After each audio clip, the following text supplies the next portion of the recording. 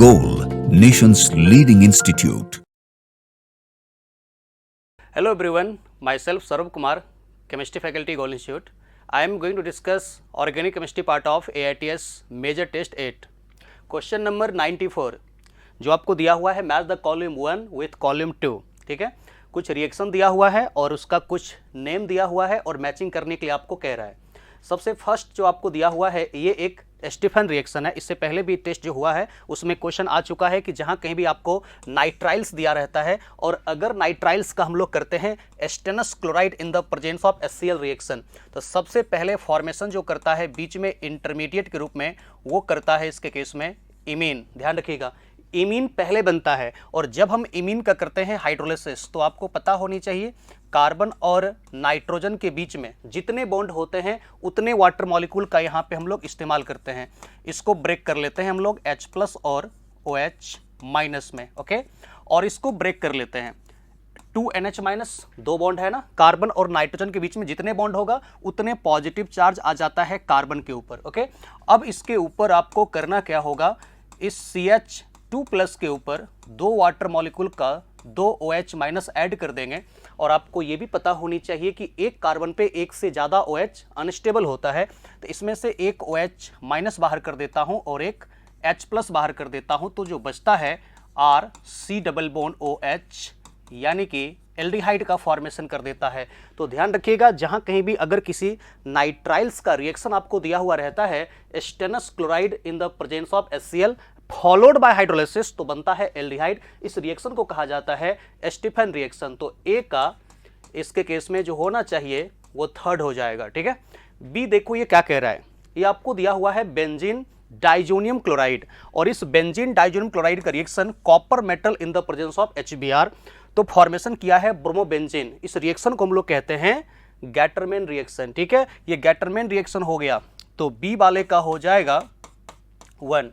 अगर हमको यहां पर दिया हुआ रहता है स्टूडेंट क्यूप्रस क्लोराइड या क्यूप्रस ब्रोमाइड, जैसे CuCl, CuBr या फिर Cu2Cl2 या Cu2Br2, तो क्यूप्रस क्लोराइड या क्यूप्रस ब्रोमाइड दिया हुआ रहता तो वो हो जाता सेंट मेयर्स रिएक्शन। लेकिन अगर आपको copper metal in the presence of HBr दिया हुआ है, इसका मतलब ये गैटरमैन रिएक्शन होगा। सेंट मेयर्स होता है जब क्यूप्रस क्लोराइड या क्यूप्रस ब्रोमाइड होता है तो। और यहां पे तो डीकार्बोक्सिलेशन है, क्योंकि देख सकते हो इसमें 1 2 3 4 कार्बन का पैरेंट चेन है। इसमें कितना हो गया 1 2 3, तो ये CO2 बाहर कर दिया गया है और CO2 बाहर करने के बाद इसमें से आपको फॉर्मेशन किया है एल्केन। आपने डीकार्बोक्सिलेशन को जरूर पढ़ाई किया होगा, ठीक है। तो इसका मतलब सी का आंसर यहाँ पे हो जाएगा 4, क्योंकि CO2 बाहर हुआ है। CO2 बाहर होता है जहां से आपको बताया था मैकेनिज्म, पिछले ही AITS का अगर आप क्वेश्चन देखोगे तो उसका भी वीडियो डाला हुआ है, आप जाकर के पढ़ना। डीकार्बोक्सिलेशन जो पूछा था उसमें कहा था कि CONA जहां अटैच्ड होता है वहां बनता है निगेटिव चार्ज और वही निगेटिव चार्ज क्या करता है NaOH के H+ को पिक कर लेता है और यहां पर ये CO2 बन के बाहर हो जाता है। तो H यहां से ऐड कर दो तो जितने कार्बन का होता है सॉल्ट ऑफ कार्बोक्सिलिक एसिड उससे एक कम कार्बन का बनता है एल्केन। तो यहां पे टोटल 1 2 3 4 कार्बन का सॉल्ट ऑफ कार्बोक्सिलिक एसिड है, तो उससे एक कम कार्बन का एल्केन बनेगा 1 2 3। तो ध्यान रखिएगा, जिस कार्बन से अटैच्ड होगा CONA का कार्बन जिस कार्बन से अटैच्ड होगा उसी कार्बन बनता है कार्बे एनाइन इंटरमीडिएट और उसी कार्बे एनाइन इंटरमीडिएट के ऊपर NaOH का H ऐड हो जाएगा। वैसे मैकेनिज्म है इसका, वो नहीं बता रहा हूं, शॉर्टकट बता रहा हूं, ठीक है। और ये तो समझ रहे हो, N2+ को रिप्लेस करेंगे और इसका Br ऐड कर देंगे। अगर कॉपर मेटल है तो गैटरमैन कहेंगे और अगर तुमको यहां पर दिया हुआ क्यूप्रस क्लोराइड या क्यूप्रस ब्रोमाइड होगा तो उसको हम लोग सेंट मेयर्स कह देते हैं। हो गया क्लियर। अब आते हैं नेक्स्ट की बात कर लेते हैं डी में। अक्सर स्टूडेंट को यहां पर कंफ्यूजन होता है, खूब होता है कंफ्यूजन इसी में। तो आते हैं इस कॉन्सेप्ट को क्लियर करते हैं, आपको कंफ्यूजन होने नहीं देते हैं। देखो, बेंजीन का जब रिएक्शन करवाते हैं स्टूडेंट एक्सेस Cl2 के साथ, ठीक है, इन the presence of heat sunlight ultraviolet रे, अगर आपको ये दिया हुआ है तो मैकेनिज्म यहां पर होता है फ्री रेडिकल एडिशन रिएक्शन। तुम कहोगे कि सर जी फ्री रेडिकल एडिशन रिएक्शन कैसे हो सकता है, ये तो यहां पर बेंजीन है, एरोमेटिक है, होता है हाई टेम्परेचर पे, ठीक है। तो अगर कहीं पे ये NCERT में आपको दिया हुआ है, ठीक है, 3Cl2 दिया हुआ है इन the presence of heat HNu ultraviolet रे, ये सब लिखा हुआ है, मैकेनिज्म होता है फ्री रेडिकल एडिशन रिएक्शन, ठीक है। कैसे होगा, तो हाई टेम्परेचर पे सबसे पहले हम लोग Cl2 का होमोलाइसिस करते हैं, तो जैसे हीट करते हो इसका होमोलाइसिस होगा, तो होमोलाइसिस होगा तो जो यहाँ पर एक बॉन्ड में 2 इलेक्ट्रॉन है वही लेकर के बाहर होता है, तो Cl रेडिकल और Cl रेडिकल बाहर होगा, और इसको बाहर करने के बाद बनता है Cl फ्री रेडिकल। ओके, और यही Cl फ्री रेडिकल यहां पर अटैक करता है प्रत्येक पाई बॉन्ड के ऊपर। ठीक है, तो आपको पता होनी चाहिए कि एक पाई बॉन्ड के पास होता है 2 इलेक्ट्रॉन। ठीक है, तो एक Cl रेडिकल देखो ना, Cl2 जो यहां पर ब्रेक हुआ तो 6 Cl रेडिकल बना, 6 Cl रेडिकल, वही प्रत्येक Cl रेडिकल, ये प्रत्येक Cl रेडिकल एक एक इलेक्ट्रॉन शेयर करेगा, यहां ऐड होगा, यहां ऐड होगा, यहां ऐड होगा, तो एक इलेक्ट्रॉन इस पाई बॉन्ड वाला और एक इलेक्ट्रॉन Cl वाला आकर के ऐड हो जाता है, और जब ऐड होगा प्रत्येक कार्बन के साथ एक एक इलेक्ट्रॉन लेकर के, तो प्रत्येक कार्बन पे एक एक क्लोरीन इस तरीके से आकर के ऐड हो जाता है। तो यहां पे हम लोग कहते हैं कि हाई टेम्परेचर पे हम लोग लेते हैं तो Cl रेडिकल बनता है होमोलाइसिस करने के बाद, और वही Cl रेडिकल पाई बॉन्ड के साथ ऐड हुआ, इसलिए नाम होता है फ्री रेडिकल एडिशन रिएक्शन होता है। ठीक है, और इसी को यहां पर हम लोग लिख सकते हैं, जहां जहां पे देखोगे कार्बन के ऊपर क्लोरीन ऐड हुआ है वहां पहले से बेंजीन है तो एक एक हाइड्रोजन भी होगा, ये बेंजीन है ना, तो पहले से एक एक हाइड्रोजन भी होगा, इसी को हम लोग लिखते हैं क्या, C6, 6 कार्बन है और प्रत्येक कार्बन पे एक एक हाइड्रोजन है, H6, C6H6, और प्रत्येक कार्बन पे एक एक क्लोरीन है, तो इसको हम लोग C6H6Cl6 भी कहते हैं, यानी कि 666 भी कहते हैं, गैमेक्सिन भी कहते हैं, और इसी को हम लोग बेंजीन हेक्सा क्लोराइड भी कहते हैं। इस तरीके से आप कहोगे, इसमें जो डी दिया हुआ है उसका हो जाएगा सेकेंड। तो ऐसा कोई ऑप्शन मैच करा के देखो, कोई आ रहा है क्या, ए का 4, ये तो गलत ही कह रहा है, और थर्ड में ए का फर्स्ट है, 4 में ए का सेकेंड है, तो पहले गया। सेकेंड ऑप्शन में ए का 3rd, बी का 1, सी का 4, डी का 2, इसका मतलब 94 का आंसर यहाँ पे आपको सेकेंड हो जाएगा। क्लियर हुआ कॉन्सेप्ट, किस तरीके से यहाँ पर बेंजीन में होता है free radical addition reaction, decarboxylation कैसे होता है और गेटरमैन कैसे होता है और कैसे यहाँ पर स्टीफन होता है, कंप्लीट आपको एक्सप्लेन करने का मैंने कोशिश किया है। जरूर ध्यान रखिएगा, यही सब क्वेश्चन आपको नीट में पूछा जा सकता है स्टूडेंट। ठीक है, चलते हैं नेक्स्ट क्वेश्चन की तरफ। ये तो बहुत ही आसान है, थ्योरेटिकल क्वेश्चन है। 96 नंबर क्वेश्चन कह रहा है कि आइडेंटिफाई द करेक्ट स्टेटमेंट, कौन सा यहाँ पे सही है। देखो, सबसे फर्स्ट कह रहा है कि OCH3 and ethyl are activating group in an ESR। ESR कहने का मतलब हो गया electrophilic substitution reaction. Electrophilic substitution reaction कहो चाहे इलेक्ट्रोफिलिक एरोमेटिक सब्स्टिट्यूशन कहो, तो अगर कहीं बेंजीन रिंग के साथ अटैच्ड कोई भी ऐसा ग्रुप होता है जो प्लस एम इफेक्ट शो करता है, प्लस एम, और प्लस एम कौन शो करेगा, जिसके फर्स्ट एटम के ऊपर या तो लोन पेयर होगा या नेगेटिव चार्ज होगा। तो कोई भी ऐसा ग्रुप या एटम जिसके फर्स्ट एटम के ऊपर लोन पेयर होता है या नेगेटिव चार्ज होता है वो प्लस एम शो करता है, और इलेक्ट्रोफिलिक सब्स्टिट्यूशन रिएक्शन यानी ESR में जो इलेक्ट्रॉन डोनेट करने वाला ग्रुप होता है, प्लस एम ग्रुप होता है, उसको एक्टिवेटर कहते हैं। ठीक है, तो ये यहां पर प्लस एम शो करता है, मतलब रिंग के अंदर इलेक्ट्रॉन डेंसिटी को बढ़ाने का काम करता है, मतलब इसको हम लोग एक्टिवेटर कहते हैं। और इसी तरह से अगर इथाइल है तो ये शो करेगा hyper conjugation as well as plus I. तो जो भी इलेक्ट्रॉन डोनर होता है, मतलब जो या तो हाइपर कंजुगेशन शो करता है या प्लस आई शो करता है या प्लस एम शो करता है, तो ये प्लस एम शो कर रहा है यानी एक्टिवेटर हो गया, और यहां पर ये hyper conjugation as well as plus I show कर रहा है। तो प्लस आई, हाइपर कंजुगेशन और प्लस एम शो करने वाले ग्रुप को हम लोग एक्टिवेटर ग्रुप कहते हैं। तो बिल्कुल ये करेक्ट कह रहा है कि OCH3 and ethyl are activating group in an ESR। Activator कौन कौन सा होगा, जो प्लस आई शो करेगा, जनरली माइनस आई भी शो करने वाला हो सकता है क्या, बिल्कुल नहीं। यहाँ पे हम लोग कहेंगे कि प्लस आई शो करने वाला हो सकता है या फिर प्लस एम वाला हो सकता है, और या फिर हम लोग कह सकते हैं हाइपर कंजुगेशन शो करने वाला, मतलब बेंजीन के साथ अटैच्ड कोई भी ऐसा एल्काइल जिसके पास एटलीस्ट 1 हाइड्रोजन है उसको हम लोग वहाँ पर एक्टिवेटर कह सकते हैं। या फिर अल्फा एच नहीं भी है, प्लस आई भी शो कर रहा है, तो उसको भी हम लोग एक्टिवेटर के कैटेगरी में रख सकते हैं। ठीक है, ध्यान रखना। अब इसके बाद आते हैं SO3H and OH are ortho and para directing group in an ESR। गलत है, OH ऑर्थो पारा डायरेक्टिंग है, लेकिन SO3H क्या है, डीएक्टिवेटर। तो डीएक्टिवेटर ग्रुप होता है मेटा डायरेक्टिंग। ठीक है स्टूडेंट, तो यहां पर तुमको देखना ये पड़ेगा कि सल्फोनिक एसिड में होता है एक्सेप्टर ग्रुप, नहीं, तो ये होता है SO3H। SO3H इस तरीके से होता है। तो यहां पर तुम लोग कहोगे SO3H जो है इसके केस में ये तो यहां पर होता है डीएक्टिवेटर। तो जब ये डीएक्टिवेटर हो गया तो डीएक्टिवेटर होता है मेटा डायरेक्टिंग। Meta directing. ध्यान रखना, तो ये गलत हो गया। इसके केस में हम लोगों को सिर्फ OH के बारे में कहता तो OH ऑर्थो पैरा डायरेक्टिंग है, लेकिन SO3H डीएक्टिवेटर है, इलेक्ट्रो विड्रॉइंग ग्रुप होता है, मेटा डायरेक्टिंग होता है। नेक्स्ट आते हैं deactivating group acts as the meta directing group in NESR except halogen. ये सही कह रहा है कि जो डीएक्टिवेटर ग्रुप होता है वो मेटा डायरेक्टिंग होता है। जैसे कि आप लोग इस बात को जानते हो बहुत अच्छे तरीके से, जैसे बेंजोइक एसिड है या बेंजल्डिहाइड है, नहीं, जैसे मान लो एक एग्जांपल समझाऊं, ये है बेंजोइक एसिड, तो बेंजोइक एसिड माइनस शो करता है, डीएक्टिवेटर है, और डीएक्टिवेटर जो है इसके रिस्पेक्ट में अगर हम ब्रोमिनेशन करें Br2 in the presence of FeBr3, mechanism का नाम होता है ESR, इलेक्ट्रोफाइल होता है इसके केस में Br+। तो आपको ये पता होनी चाहिए कि इस बेंजोइक एसिड का जो कार्बोजिलिक एसिड का ग्रुप है इसके रिस्पेक्ट में कहां पे जाएगा,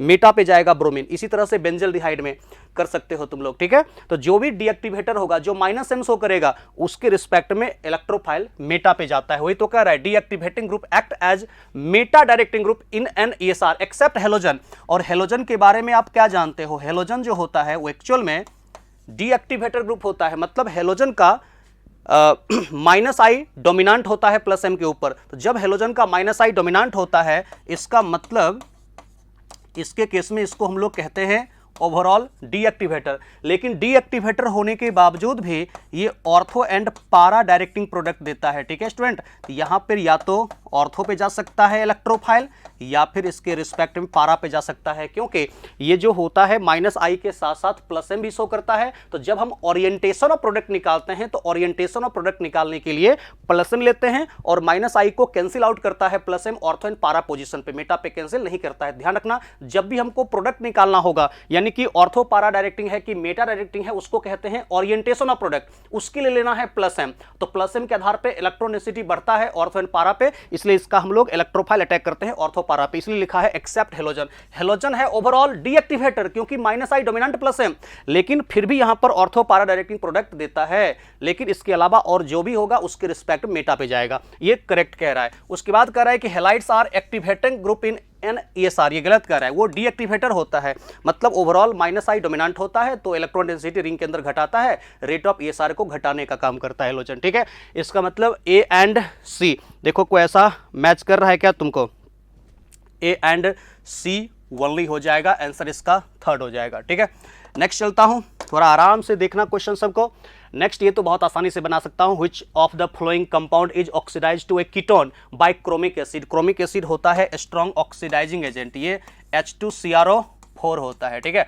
ये H2CrO4 को हम लोग कहते हैं क्रोमिक एसिड। आपको पता होना चाहिए 2 डिग्री एल्कोहल है, तो 2 डिग्री एल्कोहल को जब हम ऑक्सीडेशन करते हैं चाहे वीक ऑक्सीडाइजिंग एजेंट चाहे स्ट्रॉन्ग ऑक्सीडाइजिंग एजेंट के द्वारा, यहाँ पे जो फॉर्मेशन करेगा वो फॉर्मेशन करेगा कीटोन। ये सेकेंडरी है ना, तो सेकेंडरी के केस में ऑक्सीडाइज करके फॉर्मेशन कर देगा कीटोन, लेकिन ये प्राइमरी है तो प्राइमरी के केस में ऑक्सीडेशन होगा तो कार्बोजिलिक एसिड बनेगा। यहां पर भी जिस कार्बन पे एल्कोहल है वो कार्बोजिलिक एसिड में कन्वर्ट होगा, और इसके केस में ऑक्सीडेशन ही नहीं होगा क्योंकि टर्सरी है। तो टर्सरी एल्कोहल के केस में तो ऑक्सीडेशन होगा नहीं, प्राइमरी से बनेगा कार्बोजिलिक एसिड, ये भी प्राइमरी है बनेगा कार्बोजिलिक एसिड, ये सेकेंडरी है बनेगा कीटोन। इसका मतलब यहां पर 99 का आंसर हो जाएगा आपको सेकेंडरी एल्कोहल का जब ऑक्सीडेशन होता है तब जाकर के कीटोन का फॉर्मेशन करता है। क्लियर हो गया।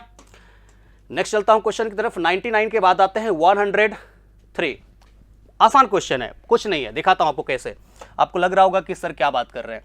देखो इसमें करना क्या था, करना ये था हम लोगों को कि पहले दोनों को हाइड्रोलिसिस करना था। C के साथ यहाँ पे डबल बॉन्ड CH2 है, CH3 है, ऑक्सीजन है, C डबल बॉन्ड O के साथ CH3 है। जब इसका एसिडिक हाइड्रोलिसिस करना है स्टूडेंट, तो इसको क्या करो, वाटर ले लो, ठीक है, और वाटर को ब्रेक कर दो। वाटर को ब्रेक करो तुम लोग कैसे, H+ और OH- में।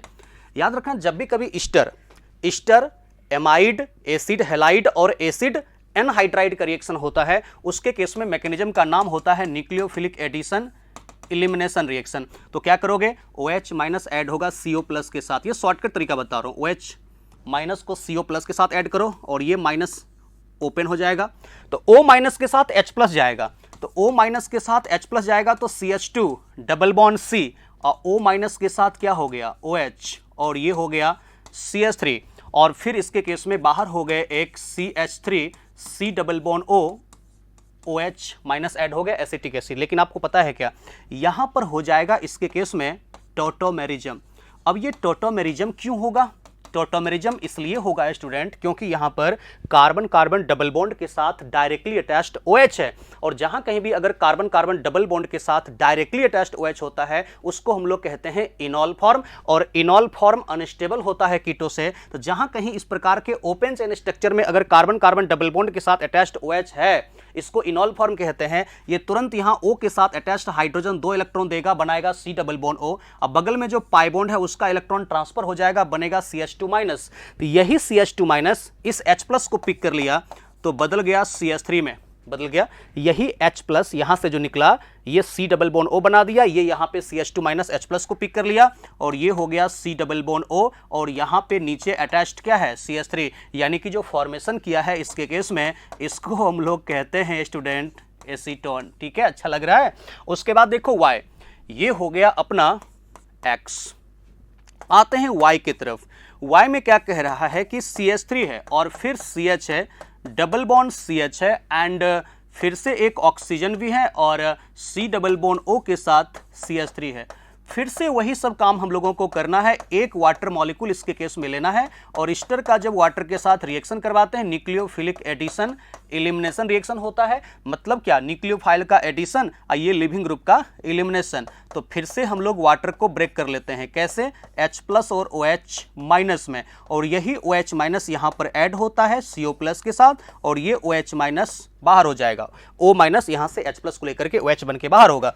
तो क्या हुआ स्टूडेंट? CH2, देखो सॉरी CH3 है पहले, तो इसके केस में सबसे पहले आपको दिया हुआ है एक CH3 और CH3 के बाद CH के साथ डबल बॉन्ड CH और O माइनस के साथ हमने कर दिया H प्लस। देखो तो CH3 CH double bond CH O minus के साथ वाटर का H प्लस ऐड कर दिया और साथ में जो एसिटिक एसिड बाहर हुआ उससे मुझे क्या मतलब है, दोनों में कॉमन है। तो जो कॉमन होता है वो आंसर नहीं देता है, आंसर वो देता है जो वेरिएबल होता है। इसके बाद इसके भी केस में आपको करना पड़ेगा टॉटोमेरिज्म। ठीक है, क्योंकि इसके भी केस में अगर तुम देखो तो इसके भी केस में कार्बन कार्बन डबल बॉन्ड के साथ अटैच्ड है OH। इसके केस में टॉटोमेरिज्म करोगे तो O के साथ अटैच्ड हाइड्रोजन 2 इलेक्ट्रॉन देगा, बना देगा C डबल बॉन्ड O, ये पाई बॉन्ड का इलेक्ट्रॉन यहां ट्रांसफर हो जाएगा। तो ये जब यहां ट्रांसफर हुआ ये यहां पे जाएगा तो फॉर्मेशन कर देगा स्टूडेंट CH3।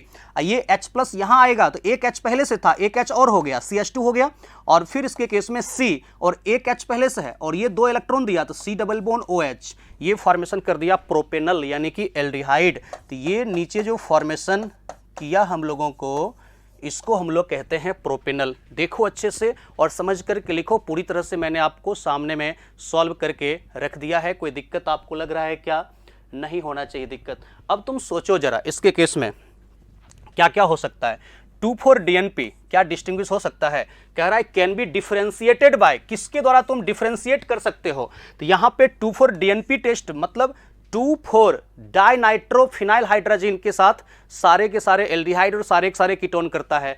तो 2,4-DNP के साथ कीटोन भी रिएक्शन करता है, एल्डिहाइड भी करता है, इसलिए एल्डिहाइड कीटोन को कभी भी हम डिस्टिंग्विश नहीं कर सकते, यहां पे बस डिटेक्ट किया जाता है। तो अगर क्वेश्चन में लिखा हुआ रहता है डिटेक्शन, आइडेंटिफिकेशन या कैरेक्टराइजेशन ऑफ एल्डिहाइड कीटोन, तब आंसर होता है 2,4-DNP। दोनों रिएक्शन कर लेगा तो डिस्टिंग्विश नहीं होगा। डिस्टिंग्विश करने के लिए कभी भी एक रिएक्शन करना चाहिए, दूसरा रिएक्शन नहीं करना चाहिए, तब होता है डिस्टिंग्विश। सेकंड में तो ल्यूकास टेस्ट एल्कोहल का टेस्ट होता है, एल्डिहाइड कीटोन का नहीं होता है।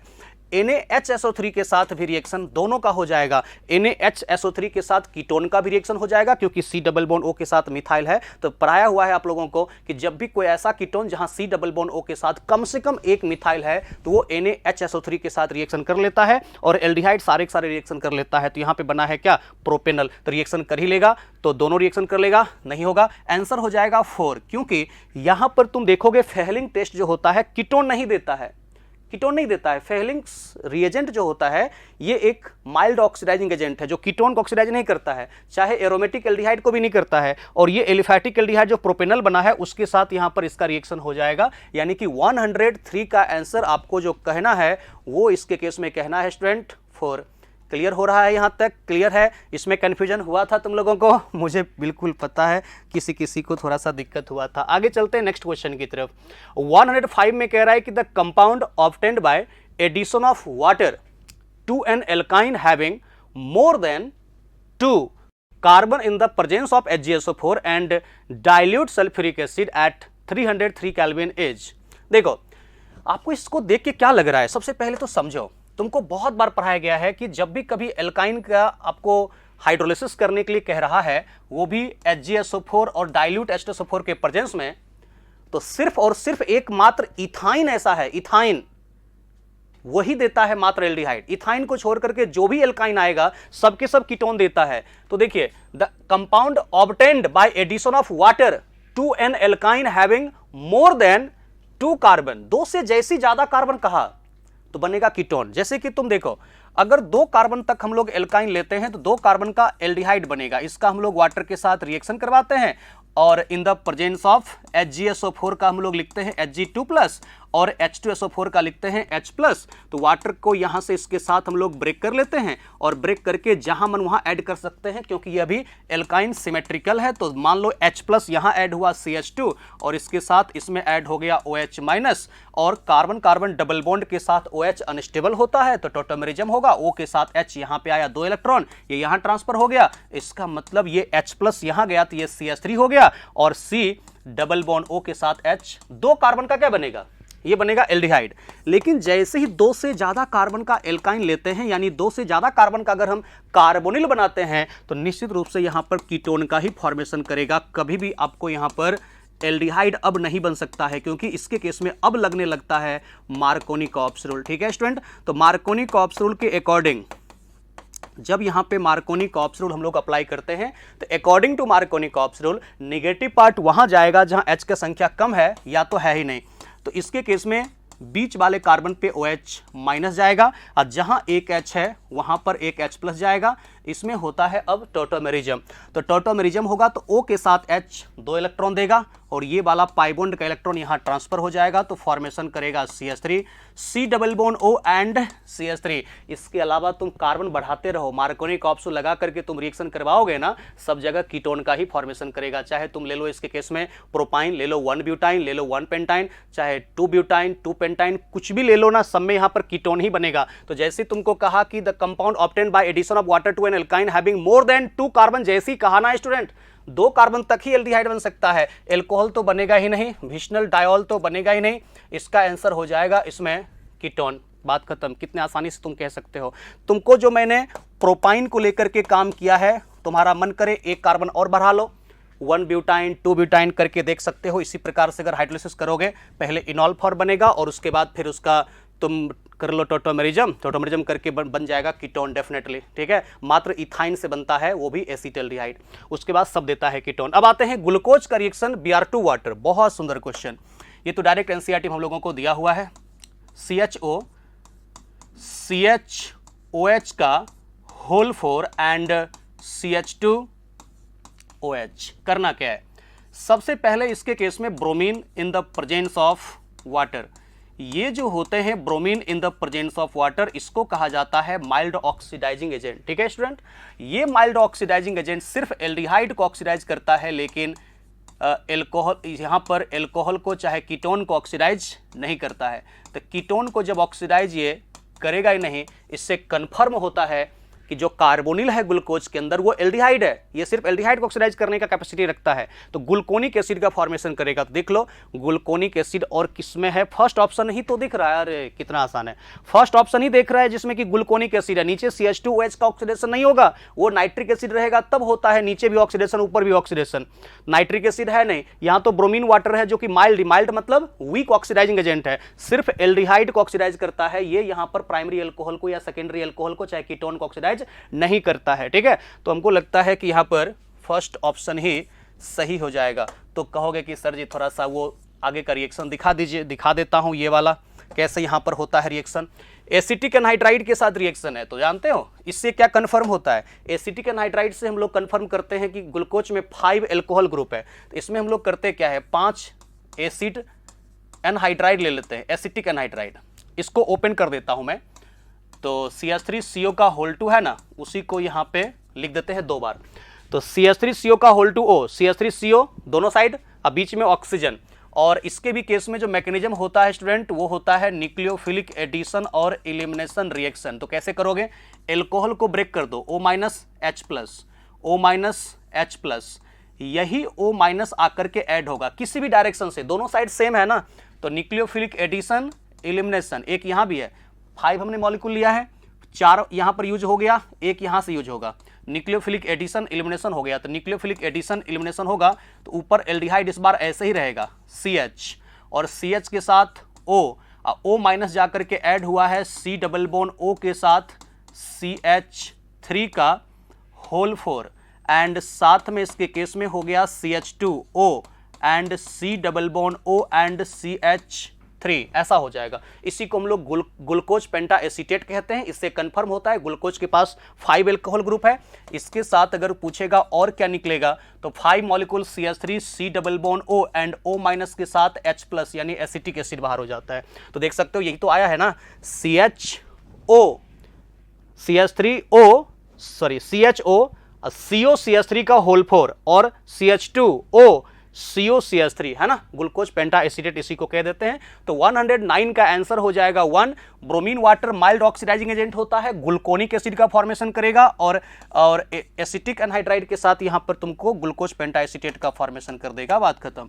आते हैं नेक्स्ट क्वेश्चन की तरफ। 109 के बाद 112, बहुत ही आसान क्वेश्चन, इसको भी हम लोग सॉल्व कर सकते हैं। देखो स्टूडेंट, स्टेप बाय स्टेप हम लोगों को चलना पड़ेगा कि क्या कह रहा है। सबसे पहले इलेक्ट्रोफिलिक एडिशन रिएक्शन तुम लोगों को दिया हुआ है, जहां कहीं भी अगर एल्कीन का रिएक्शन या एल्काइन का reaction Br2 in the presence of CCl4 देता है, चाहे CH2Cl2 देता है, ये सब इलेक्ट्रोफिलिक एडिशन रिएक्शन होता है।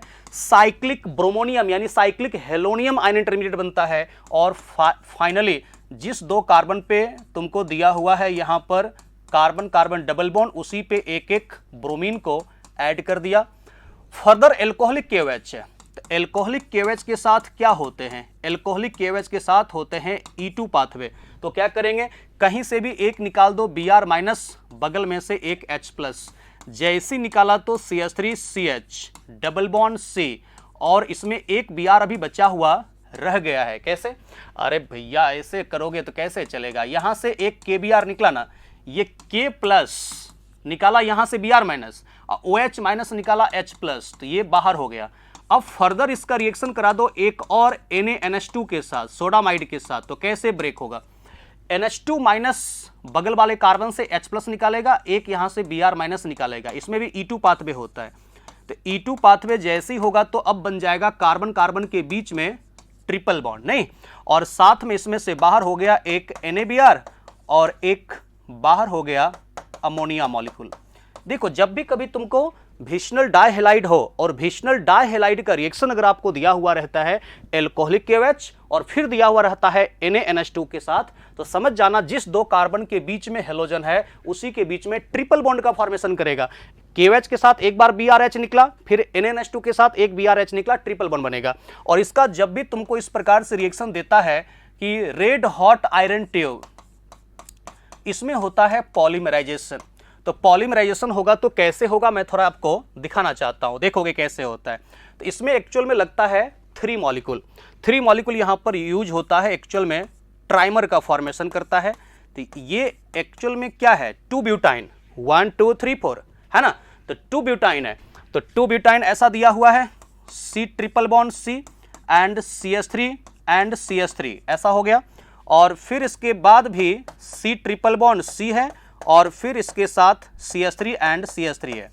आपने देखा होगा NCERT में ऐसे करके दिखाया हुआ है। तो ये जो ट्रिपल बॉन्ड है बीच में ला करके इसको एक सिंगल बॉन्ड से ऐड कर दो, फिर यहां पर बीच में ला करके सिंगल बॉन्ड से ऐड कर दो, बीच में ला करके सिंगल बॉन्ड से ऐड कर दो, तो देखोगे क्या होगा जब ऐड करोगे तो 1 2 3 4 5 6, ये 6 कार्बन का क्या बन गया, रिंग, और फिर ये एक बॉन्ड ट्रांसफर हो गया बीच में, तो बचा क्या, डबल बॉन्ड, फिर यहां पे सिंगल बॉन्ड, अब फिर यहां पे डबल बॉन्ड, फिर बीच में सिंगल बॉन्ड, फिर बीच में डबल बॉन्ड, और प्रत्येक कार्बन पे तुम देखोगे गौर से तो प्रत्येक कार्बन पे इस तरीके से तुमको दिखेगा CH3 CH3 और फिर CH3 CH3 और फिर CH3 एंड CH3। तो जो कार्बन कार्बन के बीच में ट्रिपल बॉन्ड है उसको कर दो तुम यहां पर पॉलीमराइजेशन और प्रत्येक कार्बन पे एक एक मिथाइल रह जाता है। समझ में आया? कुछ अच्छे तरीके से समझ में आ गया तुम लोगों को? क्योंकि तुम देखो ये जो कार्बन कार्बन ट्रिपल बॉन्ड होता है वही जाएगा पॉलीमराइजेशन में। तो एक मॉलिक्यूल के अंदर कितने मिथाइल है? 2। तो पॉलीमराइजेशन में जाता है 3, यानी ट्राइमर बनता है।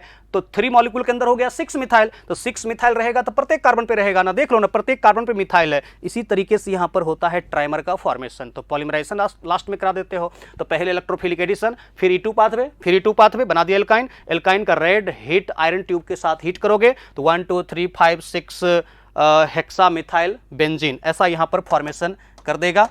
मतलब इसका 112 का आंसर, इसमें 112 का आंसर तुमको पूछेगा तो ये 3rd आ जाएगा।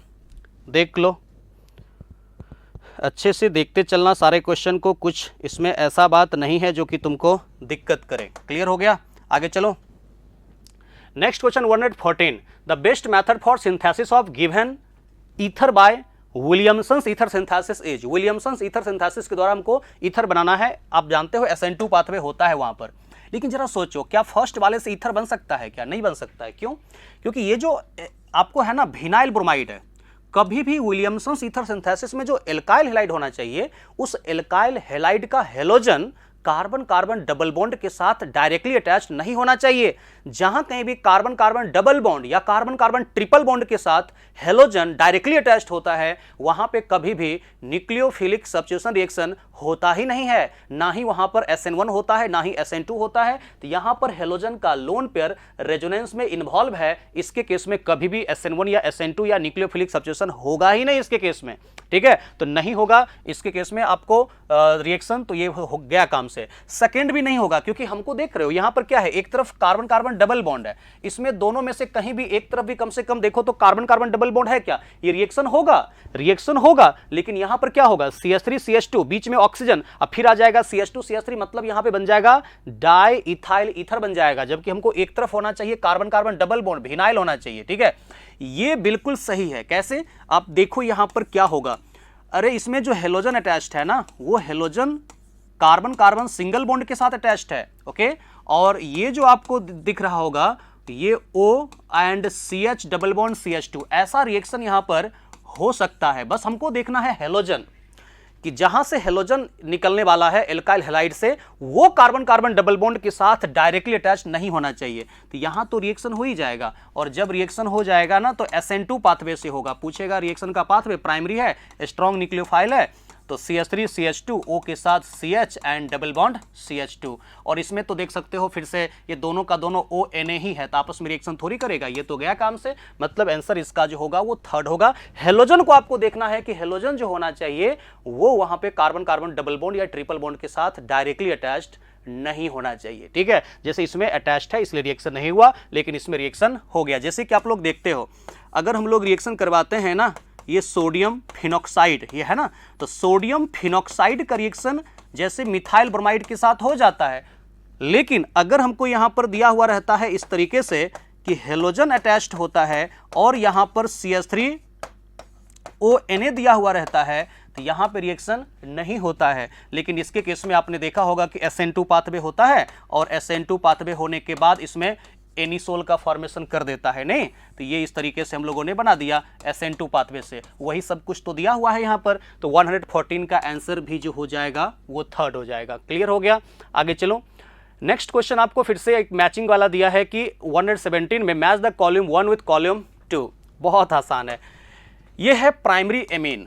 तो प्राइमरी एमीन क्या देगा? आइसोसाइनाइड टेस्ट, यानी कि कार्बाइल एमीन टेस्ट देगा। आप लोग जानते हो कि जब हम कार्बाइल एमीन टेस्ट करते हैं तो क्लोरोफॉर्म के साथ रिएक्शन करवाते हैं, KOH लेकर के हाई टेम्परेचर पे हीट करते हैं, तो जो प्राइमरी एमीन होता है स्टूडेंट, वो प्राइमरी एमीन कन्वर्ट हो जाता है आइसोसाइनाइड में। बहुत ही ज़्यादा गंदा स्मेल होता है, बैड स्मेल इसका होता है। ठीक है, और साथ में 3KCl 3H2 से बाहर हो जाता है। इसका मतलब A का आंसर यहाँ पे फर्स्ट हो जाएगा। आते हैं B की बात करते हैं। तो ये जो आपको दिया हुआ है PH, C double bond O के साथ क्या है? मिथाइल। तो ये क्या देगा? 2,4 DNP टेस्ट दे देगा। उससे मतलब नहीं, आइडोफॉर्म टेस्ट तो दे नहीं रहा है जो मिथाइल को देखना है। तो जहां कहीं भी आपको एल्डिहाइड होगा, कीटोन होगा, तो एल्डिहाइड या कीटोन दोनों का दोनों 2,4 DNP टेस्ट देता है। ठीक है, तो बी का आंसर इसके केस में होना चाहिए 4।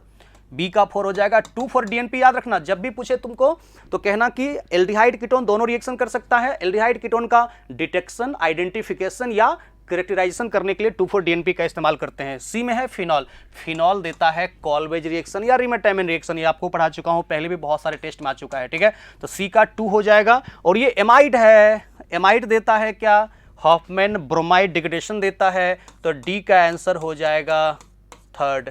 मैच करा लो यहां पर कौन सा तुमको मैच कर रहा है, देखो तो सेकंड ऑप्शन मैच कर रहा है लग रहा है। ए का 1, अरे भैया एक ही ऑप्शन तो ऐसा है ही जो कि ए का 1 दे रहा है। ए का 1, बी का 4 होगा, सी का 2 होगा, डी का 3 होगा। तो ये जो प्राइमरी अमीन है कार्बाइल अमीन टेस्ट देता है, और ये एल्डिहाइड कीटोन में से कोई भी रहेगा तो 2,4 DNP देगा। और ये फिनॉल है तो फिनॉल रिमेटामिन रिएक्शन चाहे कॉलवेज रिएक्शन देता है। और एमाइड है प्राइमरी वाला तो हॉफमैन ब्रोमाइड डिग्रेडेशन देता है, एक कार्बन यहां से घट जाता है और बन जाता है, इसके केस में आपको पता होगा प्राइमरी एमीन। नहीं तो ये सब आप लोगों को पहले भी रिएक्शन में बहुत सारा पढ़ा चुका हूं, ठीक है। आते हैं नेक्स्ट क्वेश्चन की तरफ। इसका पता चल गया, इसके केस में सेकेंड आंसर हो जाएगा 116 का। नेक्स्ट चलते हैं 116 के बाद आते हैं नेक्स्ट क्वेश्चन की तरफ। The major product of the following reaction is, बहुत ही आसान, इससे आसान तुमने आज तक धरती पे कुछ नहीं देखा होगा। वो क्या है, CH2 double bond CH। And इसको जब भी तुमको कोई दिक्कत हो ओपन कर लिया करो, ठीक है। क्लोज स्ट्रक्चर में थोड़ा सा दिक्कत होता है स्टूडेंट को। और KOH दिया हुआ है और एल्कोहलिक मीडियम दिया हुआ है, तो आपको सबसे पहले तो ये मालूम होनी चाहिए कि जब भी कभी किसी भी एल्काइल हैलाइड को, चाहे वो एल्काइल हैलाइड प्राइमरी हो, चाहे वो एल्काइल हैलाइड सेकेंडरी हो, चाहे वो एल्काइल हैलाइड टर्सरी हो, अगर एल्कोहलिक KOH या एल्कोहलिक NaOH के साथ रिएक्शन होता है स्टूडेंट, रिएक्शन का पाथवे E2 होता है। लेकिन आपको पता है Br यहां से निकालेगा कौन, K+, लेकिन OH माइनस किधर से निकलेगा, OH माइनस यहां से निकलेगा। तो एडवांटेज होगा कंजुगेशन का, रेजोनेंस का, यहां से भी निकल सकता है लेकिन वो माइनर होगा। तो रूल ऑफ कंजुगेशन के according CH2 double bond CH के तरफ से निकलेगा, यहां से H+ निकलेगा, तो बन जाएगा carbon carbon double bond conjugated. तो कंजुगेटेड प्रोडक्ट जो होता है वो ज्यादा स्टेबल होगा, इसलिए हम लोगों ने लेफ्ट साइड से निकाला। यहां से निकालोगे तो कंजुगेटेड नहीं बनेगा, ठीक है। तो ये फर्स्ट वाला आंसर होगा नहीं क्योंकि कंजुगेशन में नहीं गया है। ये तो होगा ही नहीं क्योंकि ये SN2 करवा दिया है, यहां एल्कोहलिक मीडियम है इसलिए E2 कंपीट करता है। ध्यान रखना अगर एल्कोहलिक मीडियम होता है तो E2 कंपीट करता है, एक्वस मीडियम रहता है तब SN2 कंपीट करता है, ठीक है। और ये भी तो आंसर होगा नहीं, तो 120 का आंसर इसमें तुमको 3rd हो जाएगा। क्लियर है। आते हैं नेक्स्ट क्वेश्चन की तरफ। 121 one two dibromobutane react with excess of NaNH2। एक मैं आपको ट्रिक बता देता हूं, सुनो ध्यान से। जब भी कभी दो हेलोजन एडजेसेंट पोजीशन पे होगा, दो हेलोजन कभी भी पेरेंट चेन के एडजेसेंट पोजीशन पे होगा और उसका रिएक्शन एक्सेस NaNH2 के साथ होगा, वहां पे बनेगा एल्काइन, डेफिनेटली बनेगा एल्काइन। कि दो हेलोजन जिस कार्बन के ऊपर है उसी दोनों कार्बन के बीच में ट्रिपल बॉन्ड का फॉर्मेशन हो जाएगा। देख लो आंसर अपने आप आ जाएगा 1,2-डाइब्रोमोब्यूटेन। तो 1,2-डाइब्रोमो, ये हो गया 1,2-डाइब्रोमोब्यूटेन। इसका रिएक्शन एक्सेस NaNH2 के साथ कह रहा है, मतलब जितना ब्रोमीन है उतना NaNH2 ले लेता हूं। रिएक्शन का पाथवे कौन सा होगा, E2। तो क्या करोगे, एक बार एक ब्रोमीन यहां से निकलेगा, एक H+ यहां से निकलेगा, ठीक है। तो एक ब्रोमीन एक H निकला तो एक पाई बॉन्ड बना, दो सिग्मा बॉन्ड टूट करके बनता है एक पाई बॉन्ड, और फिर एक यहां से सिग्मा टूटेगा और एक यहां से टूटेगा तो दो बन जाएगा पाई बॉन्ड। इस तरीके से तुम लोग कर सकते हो डबल डिहाइड्रोहेलोजिनेशन, ठीक है। तो जब भी तुमको एक्सेस NaNH2 के साथ रिएक्शन दिया हुआ रहेगा और 1,2 पोजीशन पे दिया हुआ रहेगा यहां पर हेलोजन, तो जिस दो कार्बन के बीच में हेलोजन है E2 पाथवे के द्वारा ट्रिपल बॉन्ड का फॉर्मेशन करता है। इसमें रीअरेंजमेंट नहीं होता है क्योंकि कार्बोकैटायन नहीं बनता है, रिएक्शन होता है ट्रांजिशन स्टेट से। तो 121 का आंसर भी यहां पे 3rd ही हो जाएगा। क्लियर है। आगे चलूं, नेक्स्ट आते हैं question 124। The reaction of SOCl2 on alkanol to form alkyl chloride gives better yield because of. बहुत ही आसान है। एल्केनॉल मतलब ले लो एल्कोहल। एल्कोहल का रिएक्शन अगर हम लोग SOCl2 के साथ करते हैं in the presence of pyridine ले सकते हो चाहे मत लो, तो इसमें क्या होता है सुनो, इसका जो OH है वो रिप्लेस होता है इसके क्लोरीन से, बनता है एल्काइल क्लोराइड। तो SOCl2 का क्लोरीन इसको रिप्लेस करेगा और एक SO एक O मिल करके यहाँ पे बनाता है SO2 गैस, जो अपने आप एस्केप आउट हो जाता है, अपने आप एस्केप आउट हो जाएगा, बाहर हो जाएगा। बचा एक H और एक Cl, तो ये भी रहता है गैसियस फॉर्म में, ये भी एस्केप आउट हो जाता है अपने आप। तो alkyl chloride are immiscible to SOCl2 गलत है। इसका मेन आंसर होगा जो एनसीईआरटी में दिया हुआ है हम लोगों को, द आउटर प्रोडक्ट, मतलब जो बाहरी प्रोडक्ट है यहाँ पर, by product of the reaction are gaseous and escape out, ये एस्केप आउट अपने आप हो जाता है। तो इस मेथड से हमको बनता है प्योर एल्काइल क्लोराइड, ठीक है।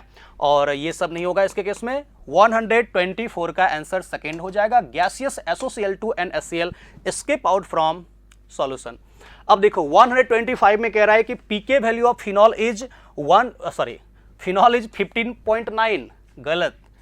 और इथेनॉल का कह रहा है 10, ये उल्टा कह रहा है, ठीक है, ये आपको गलत कह रहा है। क्योंकि अगर एसिडिक स्ट्रेंथ की मैं बातें करूं स्टूडेंट, तो तुम जानते हो कि फिनॉल का एसिडिक स्ट्रेंथ ज़्यादा होता है एल्कोहल से, क्योंकि इसका जो कंजुगेट बेस बनेगा वो रेजोनेंस स्टेबलाइज्ड बनेगा। तो कंजुगेट बेस अगर हम लोग देखें तो फिनॉल का ज़्यादा स्टेबल होता है, फिनॉक्साइड, ड्यू टू रेजोनेंस। और इसमें अगर हम लोग देखें एल्कोहल का, तो एल्कोहल का कम स्टेबल होता है, क्योंकि यहाँ पे प्लस आई लगता है, ठीक है। तो ये मोर स्टेबल है कंजुगेट बेस, ये लेस स्टेबल है। और जिसका कंजुगेट बेस मोर स्टेबल होगा, एसिडिक स्ट्रेंथ ज़्यादा होगा, और एसिडिक स्ट्रेंथ इन्वर्सली प्रोपोर्शनल होता है किसका, पीके का होता है। तो पीके यहाँ पे एल्कोहल का ज़्यादा होना चाहिए, गलत कह रहा है।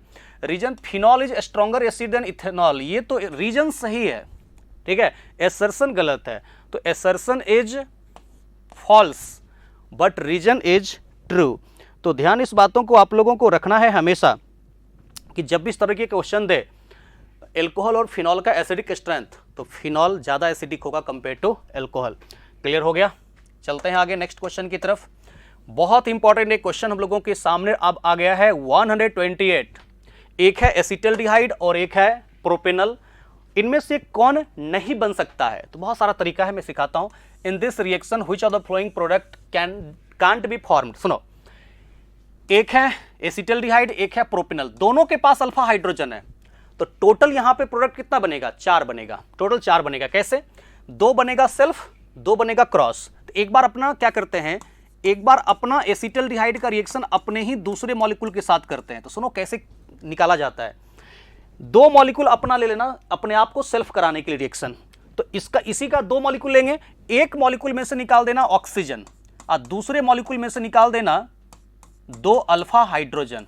इस तरीके से निकाल दो और ऐसे निकाल करके इसको आपस में ऐड कर दो OH- के प्रेजेंस में। से मैकेनिज्म तो आपको जानते हो, ये शॉर्टकट तरीका है।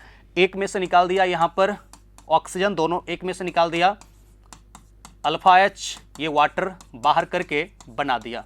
नाम लिख सकते हो 1 2 3 4, यानी कि ब्यूट 2-N-L या 2-ब्यूटेनल, ऐसा कोई दिया है? बिल्कुल, ये तो बन ही गया, ये तो हो गया, ये बन गया। अब उसके बाद आते हैं सेकंड वाले का सेल्फ बनाते हैं। तो इसमें से भी क्या करना है, एक मॉलिक्यूल में से निकालना है C+O का ऑक्सीजन। ध्यान दीजिएगा, 2 सेल्फ बनेगा, 2 क्रॉस बनेगा, एनसीईआरटी में दिया हुआ है। अब दूसरे मॉलिक्यूल में से अल्फा H को निकालना। तुम लोग गलती यही किए हो कि बीटा से निकाल दिए हो, यही गड़बड़ है। अल्फा कौन है? अल्फा है ये वाला। CH2 में से H को निकालना, 2 H को, ये बीटा है, बीटा में से मत निकालना, ठीक है। बीटा वाला एसिडिक नहीं होता है हाइड्रोजन इसका, इसलिए अल्फा वाला जाता है यहां पर एल्डोल कंडेंसेशन में। एक मॉलिक्यूल में से निकालेंगे हम लोग 2 अल्फा H, एक में से निकालेंगे ऑक्सीजन, और जहां से ऑक्सीजन और 2 अल्फा H निकाला है उसी कार्बन से आपस में ऐड कर देंगे। तो CH+C और फिर CH3 एंड C+O के साथ H और बाहर हो जाएगा H2O। नाम लिखो क्या होगा, 1 2, यानी कि इसको हम लोग लिखेंगे 2 मिथाइल 1 2 3 4 5 पेंट 2 इनअल, ऐसा कोई हो रहा है? 2 मिथाइल पेंट 2 इनअल, सेकेंड वाला भी हो गया, मतलब फर्स्ट बन गया, सेकेंड बन गया। अब देखते हैं क्रॉस करा करके। क्रॉस कैसे करेंगे? तो एक बार इसका ऑक्सीजन, इसका अल्फा H, एक बार इसका ऑक्सीजन, इसका अल्फा H निकालते हैं। तो मान लो एक बार ऐसा करता हूं, इसका निकालते हैं ऑक्सीजन CH+O से, और इसका निकालता हूं 2 अल्फा H। तो 2 अल्फा H CH2 हो गया अल्फा, यहां से निकलेगा। मिथाइल को एज ए सब्स्टिट्यूएंट रखते हैं।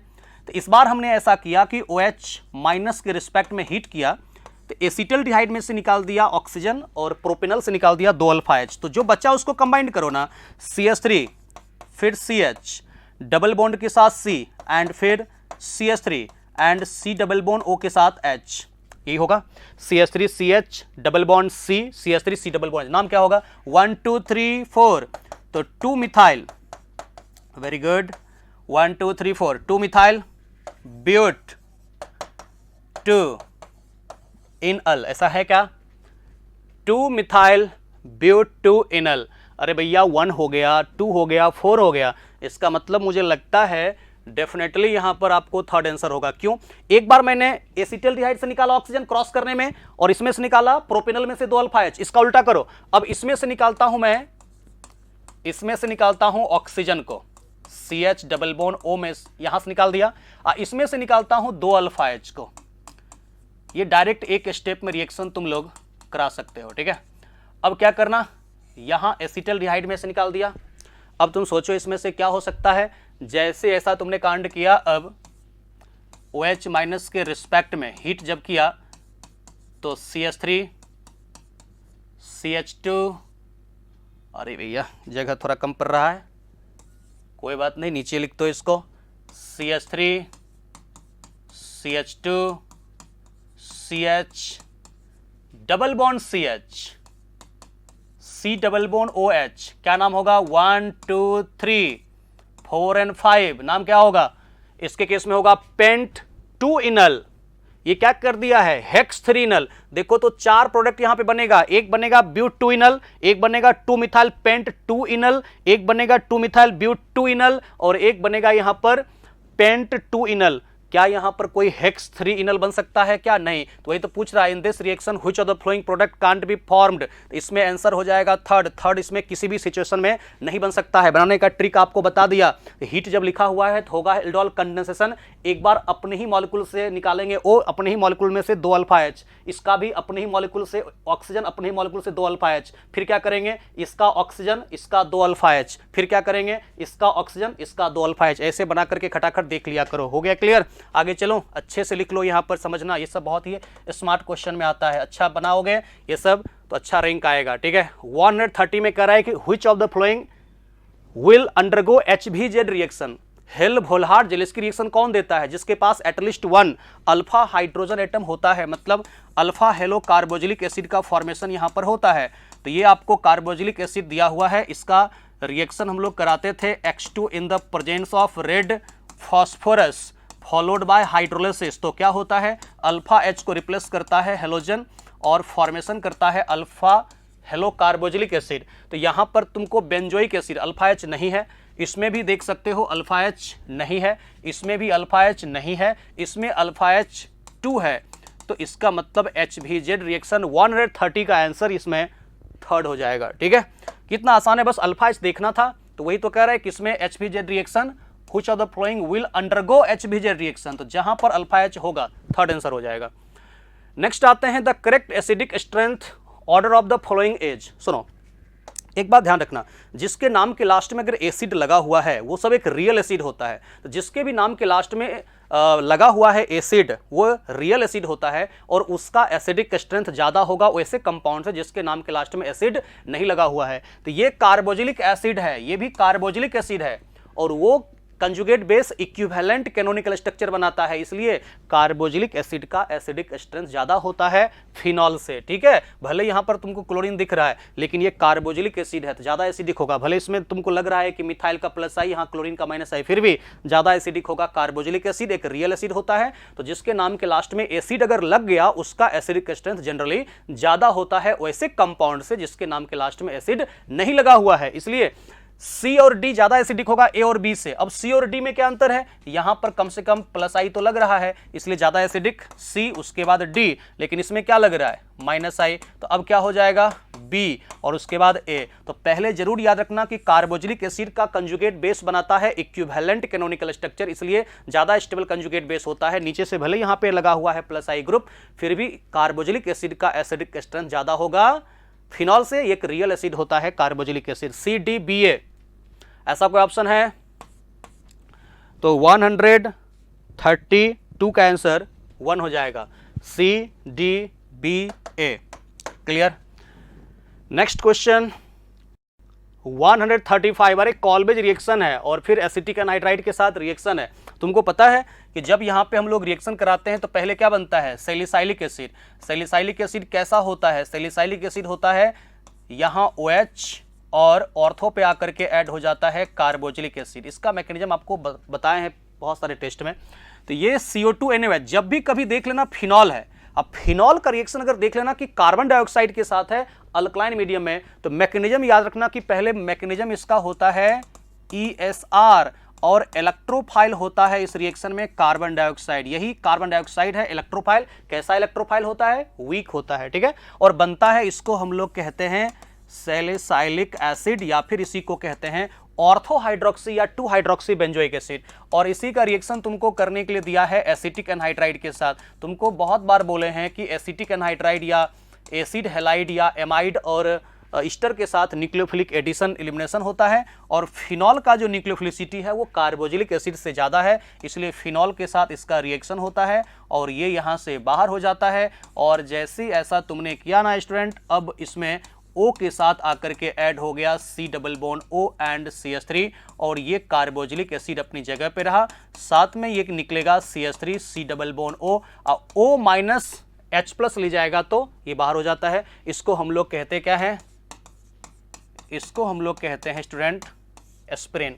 ध्यान रखना एस्पिरिन। तो ऐसा देखो कौन सा दे रहा है, फर्स्ट वाला तो होगा नहीं क्योंकि यहाँ OH है, OH नहीं होना चाहिए, कार्बोक्सिलिक एसिड होना चाहिए। ये तो ईस्टर कर दिया, ये भी नहीं होगा। तो ये कार्बोक्सिलिक एसिड यहाँ पर दिया हुआ है। अच्छा पोजीशन खाली चेंज कर दिया मैंने, यहाँ ऊपर रखा है OCOCH3, ये OCOCH3 को नीचे लिख दिया है और कार्बोक्सिलिक एसिड को ऊपर कर दिया। इसी को हम लोग एस्पिरिन कहते हैं। तो एस्पिरिन का फॉर्मेशन होता है, या फिर इसी को हम लोग एसिटाइल सैलिसाइलिक एसिड कहते हैं। जब हम लोग रिएक्शन करवाते हैं सैलिसाइलिक एसिड का एसिटिक एनहाइड्राइड के साथ, इसका नाम पूछेगा तो तुम लोग कहना इसका नाम एसिटिक एनहाइड्राइड होता है, बनता है एस्पिरिन यानी कि एसिटाइल सैलिसाइलिक एसिड। आंसर आपको हो जाएगा इसमें थर्ड। एनसीईआरटी में आपको दिया हुआ है ये रिएक्शन पढ़ने के लिए एल्कोहल चैप्टर में, ठीक है। आगे चलते हैं, नेक्स्ट क्वेश्चन खत्म, अब नहीं है क्वेश्चन। तो ये पूरा का पूरा सॉल्यूशन हम लोगों ने स्टूडेंट देख लिया। उम्मीद करता हूँ आपको यहाँ से बहुत कुछ सीखने को मिला होगा और आप इसको एंजॉय किए होंगे। इसी तरह से आप एक एक क्वेश्चन को प्रैक्टिस करते रहिए। खुद से भी कभी कभी जो भी आपको पहले टेस्ट हो चुका है AITS का या स्पॉट टेस्ट का या DPP का, उसको निकालिए और क्वेश्चन के थ्रू अब पढ़ने का समय आ गया है। तो क्वेश्चन के थ्रू आप NCERT में जाया कीजिए और वहाँ पे जो भी आपको कन्फ्यूजन होता है NCERT से पढ़िए, सीखिए। आपको ऑलमोस्ट क्वेश्चन जो रहेंगे खास करके रिएक्शन वाले, वो तो NCERT से ही रहेंगे या NCERT बेस्ड थोड़ा बहुत स्ट्रक्चर चेंज कर सकता है। GOC वगैरह को थोड़ा आपको अपने क्लास नोट्स जो टीचर पढ़ाए हैं उसको रिवीजन करना चाहिए। बाद बाकी रिएक्शन के लिए आपको ज़्यादा चिंता नहीं करना है। जितना आप लोगों को प्रैक्टिस कराया जा रहा है उसको आप बार बार खाली सिर्फ रिवीजन करिए, ठीक है। रिवीजन जितना ज़्यादा करोगे उतना ज़्यादा आप कॉन्फिडेंट रहोगे, क्वेश्चन बनेगा और अच्छे स्कोर से आप अच्छे कॉलेज में जाओगे, ठीक है। Thank you.